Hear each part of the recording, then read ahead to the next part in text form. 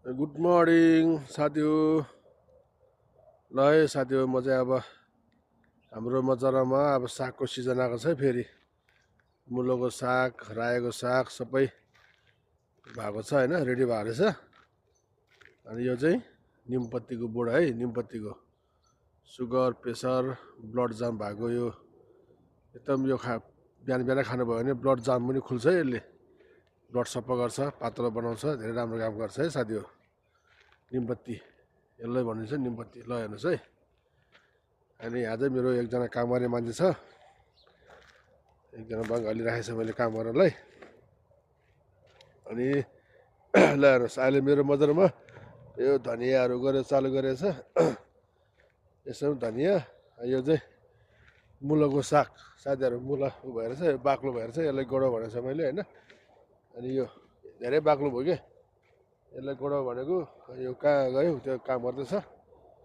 ल है साथी हो, यो चाहिँ मेरो अहिलेको अब सागहरू जो पार्टनर भयो कि मैले यसलाई यस्तो गर उस्तो गर भनेर सिकाउँछु। यसले गर्छ, यसले बेचेर लिएर आउँछ। यी यस्तो काट्छ यसले त। अब यो काटेर आज शुक्रबार आज खोल्छ। ये साग यसरी काट्छ यहाँ चाहिँ। ल ये साग हो। हाँ बंधु भाई, क्या ले? ठीक है बंधु भाई।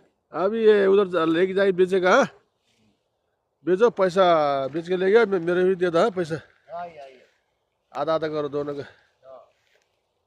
ल यसले चाहिँ साग काटेर यस्तो गरेछ साथी हो।